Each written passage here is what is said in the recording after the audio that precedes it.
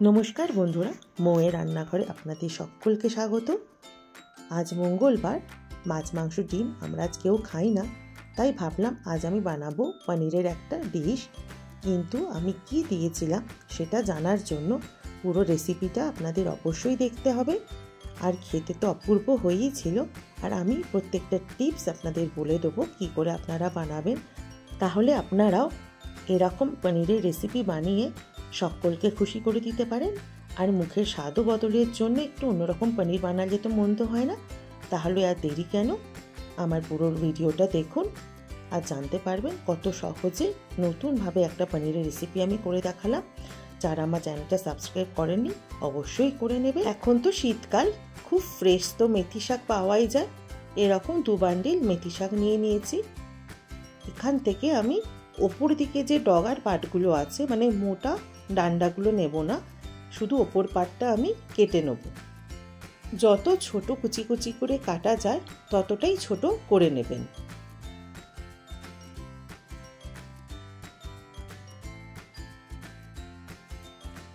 দুয়াটি মেথি শাক তো আমার কাটা হয়ে গেল। এবার এটাকে ভালো করে জল দিয়ে ধুয়ে নিয়ে এলাম। আমি যে কোনো শাক ধোয়ার সময় গরম জলে ব্যবহার করি। এবার একটা শুকনো টাওয়াল নিয়ে তার উপরে মেথি শাকগুলোকে ছড়িয়ে রেখে দিতে হবে, যাতে জলটা একটু শুকিয়ে যায়। জল শুদ্ধ দিলে একটু কষা ভাব হতে পারে।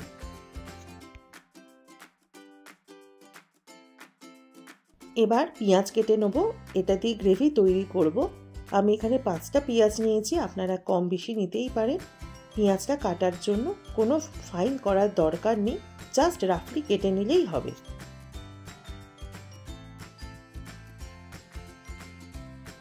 সব পেঁয়াজগুলো আমার কাটা হয়ে গেল। এবার আগে থেকে আমি গরম জলে ভাঙা কাজু আর চারমগজ ভিজিয়ে রেখেছিলাম। আপনাদের যদি ভাঙা কাজু না থাকে গোটা কাজু 15টা ব্যবহার করবেন।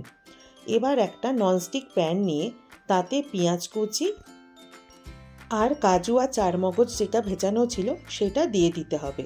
আর তার মধ্যে দিয়ে দিলাম 1 গ্লাস জল, দিয়ে এটাকে সেদ্ধ করতে বসিয়ে দেবো। এবার চলুন পনিরগুলোকে কেটে নিই। আমি এখানে লোকাল পনির পাওয়া যায়, খুবই টেস্টি খেতে হয়। প্যাকেট পনিরের থেকে এর টেস্ট আমাদের সকলে ভালো লাগে, তাই আমি এই পনিরটাই ব্যবহার করি। এর শেপটা দেখুন এই জন্য খুব একটা ভালো নয়। যাই হোক, আমি এগুলোকে ছোট ছোট টুকরোয় কেটে নিলাম।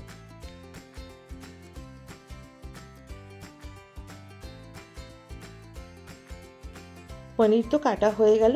ওপর দিয়ে ছড়িয়ে দিলাম বেশ কিছুটা পরিমাণ কাশ্মীরি পাউডার, দিয়ে ভালো করে এটাকে কোট করে নেব কালারের জন্য। গ্যাসে এই পেঁয়াজ আর কাজু বাদামটা তো আগেই সেদ্ধ হতে বসিয়ে দিয়েছিলাম। গ্যাসের আঁচটা মিডিয়ামে রেখে 12 থেকে 15 মিনিট মতো সময় ধরে এটাকে একটু বয়েল করে নিতে হবে।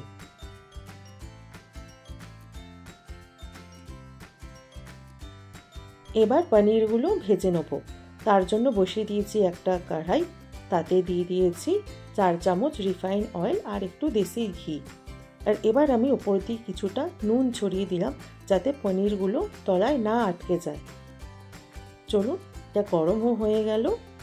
পনিরটা ওই তেলের মধ্যে দিয়ে দিলাম, দিয়ে মিডিয়াম টু লোতে রেখে পনিরটা ভেজে নেব।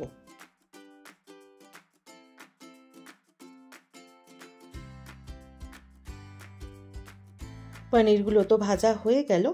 এবার একটা বাটিতে নিয়ে নিয়েছি গরম জল, তার মধ্যে তেল থেকে তুলে তুলে পনিরগুলো রেখে দেবো। জলে ভিজিয়ে রাখলে পনিরগুলো জুসি আর সফট থাকে। পনিরগুলো তো তোলা হয়ে গেল। তেল যদি একটু বেশি মনে হয় তুলে রেখে দেবেন। তারপরে ওই মেথি কুচোনোটা দিয়ে দিলাম ওই তেলের মধ্যে, দিয়ে ভালো করে এটাকে ফ্রাই করে নিতে হবে, মানে মেথি শাকটা যাতে প্রপারলি কুক হয়ে যায়। মেথি শাকটা ভাজা হোক, তার জন্য এটাকে আমি চাপা দিয়ে রেখে দিলাম। এবার ওই পেঁয়াজ আর কাজু বাদাম এটাও 15 মিনিট হয়ে গেছে। এটা এবার একটা ছাঁকনি দিয়ে ছেঁকে নেব।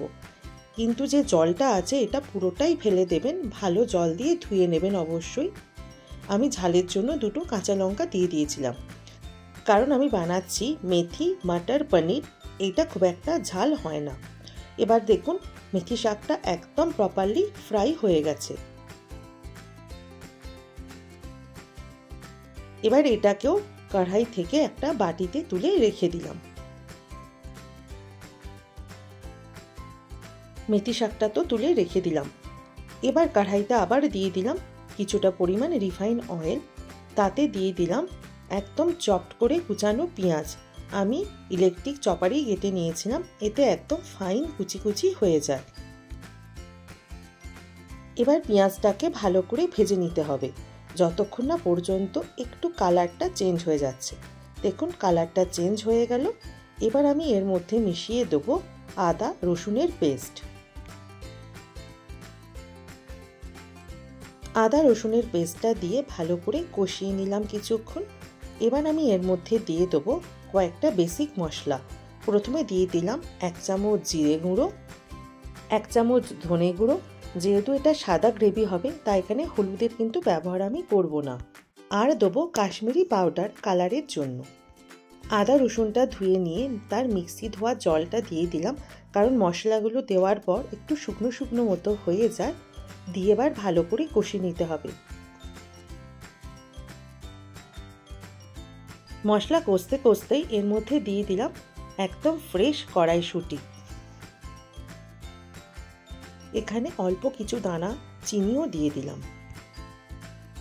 পরে দিয়ে দিলাম আন্দাজ মতো নুন। দিয়ে ভালো করে কষিয়ে নিয়ে চাপা দিয়ে রেখে দেবো যতক্ষণ না তেলটা সেপারেট হচ্ছে।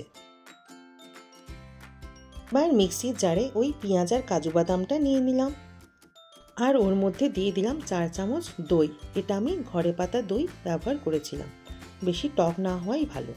এবার পেঁয়াজ আদা রসুন কড়াইশুঁটি সবগুলো কষা হয়ে গেছিলো, তার মধ্যে এবার ঢেলে দিলাম ওই গ্রেভিটা। এই সময় অবশ্যই স্বাদটা চেক করে নেবেন। আমার একটু মিষ্টিটা কম লাগছিল, তাই একটু চিনি আর একটু নুনও মিশিয়ে দিয়েছিলাম। দিয়ে নাড়াচাড়া করে দিলাম, দিয়ে চাপা দিয়ে রেখে দেবো কিছুক্ষণ। এটা কিন্তু খুবই ছিটকায়, গ্যাসের আঁচটা লো থেকে মিডিয়ামে রাখবেন। এবার লাস্ট আমি মিশিয়ে দিলাম শাহি গরম মশলা। 5 থেকে 10 মিনিট ফোটার পর এবার আমি পনিরটা মিশিয়ে দিলাম, জলটা কিন্তু দিলাম না। দিয়ে আবার কিছুক্ষণের জন্য ফোটাতে বসিয়ে দেবো। গ্রেভিটা দেখুন বেশ ঘন ঘন বা মাখো মাখো মতো হয়ে গেছে। এবারে যে ভাজা মেথি শাকটা তোলা ছিল সেইটা মিশিয়ে দিলাম, কারণ এটাই এর মেন ইনগ্রেডিয়েন্টস। মেথি মটর পনির বানাচ্ছি আজকে। দেখুন মেথিটা দিতেই কি সুন্দর একটা দেখতে হয়ে গেল না। 1 থেকে 2 মিনিট ঢাকা দিয়ে রেখে দিন, ব্যাস তৈরি হয়ে গেল মেথি মটর পনির। লাস্টে একটু বাটারও ছড়িয়ে দিতে পারেন। এবার লাস্টে আমি ছড়িয়ে দিলাম দুধের ফ্রেশ মালাই। আপনাদের কাছে যদি ফ্রেশ ক্রিম থাকে সেটাও ব্যবহার করতে পারেন।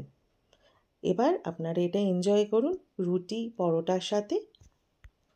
মেথি শাক দিয়ে মটর পনির একদম শাহি স্টাইলে। কেমন হয়েছে অবশ্যই জানাবেন। আর আমার চ্যানেলকে যারা সাবস্ক্রাইব করেননি তারা এখনই করে নিন। লাইক শেয়ার কমেন্ট করতে কিন্তু একদম ভুলবেন না। ধন্যবাদ।